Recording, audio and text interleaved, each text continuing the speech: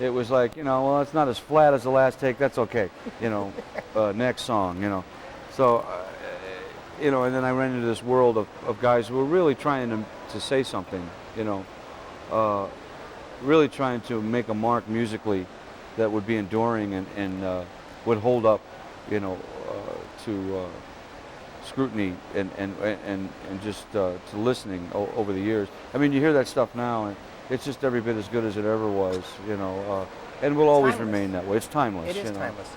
But little things I remember, just chord voicings, things that I'd never really thought of before, never learned before, and I unfortunately for me, piano is. I really know about a piano almost about as much as I know about nuclear missiles. I mean, I'm not really a piano player, so experiences like that to me were very meaningful. They really, that's the only way I learn things is practical hands-on application. I mean, how did that come about then? That you went from being, here's Micheal McDonald, doing session work in L.A., and as you say, a backup singer, to a band like Steely Dan.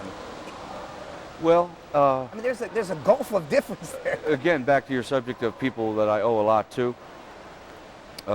That really came about through my friend Jeff Porcaro. I had played just a casual with Jeff Porcaro maybe a year before that. The Christmas party we played on a movie lot for one of the casts of, I think it was Emergency, the TV show. Yeah, TV show, right. And it was their wrap party, their Christmas party, and we were like this combo that they hired, and none of us knew each other. We just showed up. One guy called us all, and we showed up and played, and I met David Paich and Jeff Porcaro, who just really took it as a lark. They felt like getting out and playing, So their buddy said, well, if you guys feel like playing, come on down and play this Christmas party. And we just made up the songs as we went along. We just called out songs, and we all did our best to just improvise, and no one was the wiser. And I sang and played piano and traded off with David Paich on piano, and sometimes I just sang, and Well, a year later I got a call from Jeff, who remembered me and got my number from someone that we both knew, a girl bass player, Brandy Bento, who was my girlfriend at times, and also a bass player I worked with quite a bit. And she passed my number on to me, and Jeff Porcaro called me and said, you got to come down and audition for this gig. I think you might fit right in. And I was very nervous, and I threw my piano in my Pinto and drove down there, and I remember I had this little Wurlitzer electric piano with half the keyboard was kind of collapsed, It was bad shape. As bad as the Pinto. Yeah. And those guys were so cheap, they wouldn't even get me a new keyboard. They made me use that one. But I was so proud because it had the little, what do you call it, Steely Dan decal, sprayed on the top, So I kept that piano for years after that. But I want, the only reason I got the gig was I could sing the high parts in my full voice. That really was the defining. Donald said, Which laid the bedrock for the Motown album. Yeah, Donald said, you don't play all that well, but you can sing all those high parts in your full voice. That's amazing, He goes, you got the gig. He goes, and he taught me to play their songs, and I learned so much just from that process of, seeing how they voiced their chords, and it was a thrill for me because this, not many times in your life do you get the gig with a band that at that moment in time is your favorite band in the world, and so it was just such an exciting time for me. I want you to speak to how you enhanced and then subsequently changed the sound of the Doobie Brothers. Well, there's two sides to that spectrum, or that whatever chasm. Chasm. I think I came along at the right time, and I had a certain something to offer that captured the public's imagination for a while.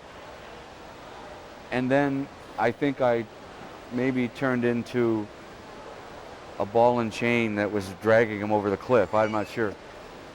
But, That's a pretty cinematic description. Yeah, but it was, for me, again, just a wonderful opportunity. The band unlike most bands, took me in and allowed me to perform as a member of the band um, in amazing ways that most bands really wouldn't have. Especially bands who had a track record like they had leading up to that moment. Yeah. And I don't think the record company was all that thrilled about me coming into the band in the way that they let me come into the band. But I think as a band, we saw an opportunity. I was just feeling grateful to be there, but I think the band themselves saw an opportunity to, go through a metamorphosis of a certain kind, evolve to a certain degree at a time when maybe they thought it was a good thing, and hence we came up with Taken to the Streets album. Great, yes. And a couple albums after that, and then I think it played itself out. I think there was, at a certain point in time, we all sensed that You took it as far as it could go. it could go, yeah. And Patrick had left, the band at that moment, and once he left, I don't think any of the rest of us really felt like we could be the Doobie Brothers anymore. Interesting though, Michael, it didn't just all of a sudden go from the Tom Johnston, Patrick Simmons Doobie Brothers to the Micheal McDonald Doobie Brothers. It was nice the way it kind of arced, if you will. It built, and then I understand what you mean, then of course it ebbs. But it wasn't this drastic change all of a sudden. It really did nicely arc in terms of compositionally speaking, the way the albums grew, which brings me to Minute by Minute. When you were writing that album, did you say to yourself at any particular moment, I have something special here. These songs are special. Did you feel it? Did you know inside yourself that you were writing something that special? No, we did not. As a matter of fact, funny story about it I never hesitate to tell, only because it is funny, was when we finished that record got played at a production meeting at Warner's. And pretty much, if we were gladiators out in the ring, it would have been a big thumbs down, and the Lions would have eaten us in about 5 minutes. But they didn't like the record, and I think there was some comments made to the effect of, "This pretty much seals the band's fate. This is the kiss good of ears death." with Yeah. that. Good ears Yeah, with that well, executive. No comment. But bottom line is they didn't like the record. The band didn't like the record. None of us. The band didn't like the record. And I have to include myself in that. I wasn't sure what we had, and I remember playing it for a good friend of mine who was at that time our publicist, and he doesn't admit to this, but this is a true story. We're on the parking lot of May Companies on Laurel Canyon, and he kept saying, "Well, why don't you play me some of the tracks?" He was anxious to hear what we were doing, and I said, "I don't know if this stuff's any good." I said, and I knew he would be brutally frank. I knew he would, if I played it for anybody who was going to be honest with me, this was the guy. So, reluctantly, I put it on. I played him some rough mixes of, I think it was What a Fool Believes, Minute by Minute, some of the stuff we were doing. It was just basically the tracks that I had, my tunes, Here to Love You. Here to Love You. And we're listening to it, and we got done with it, and I said, "Well, what do you think?" He goes, "That sucks." He goes, "That just sucks." And I remember saying, "Yeah, I think maybe it does suck. I don't, And that was pretty much the end of the conversation. And the friendship. No, not the friendship. No, I'm just kidding. But yeah, I'm just kidding. Yeah, I kind of at least felt he was being as honest as he always was, Well, now, of course, he goes, "I never said that," But I knew it was going to be a yeah, smash. I knew it was going to be a smash. But that was our conversation. And really, I think that was the sentiment overall. I don't just blame the record company, or I don't know that any of us thought we really had anything great. Now, Ted Templeman Produced it. did like the record, And I got to say, I can still remember a phone call from Bruce Cohen saying, this thing is just jumped out of the box at radio. It's getting all kinds of play. We've sold 700,000 records, and this was like the first week or something. And I remember thinking, wow, that's amazing. Or it was the first couple weeks, you know.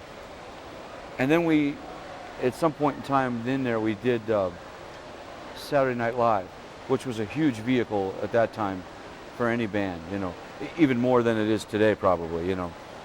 And then that just sent the record over the top, you know. You know, when you stop and you look back in the rearview mirror of this career, and especially, let's say, in the history of music, and you go back to 77, 78, and you think about that album, I mean, you got to admit that a lot of times things like that, especially with that story, things like that happen.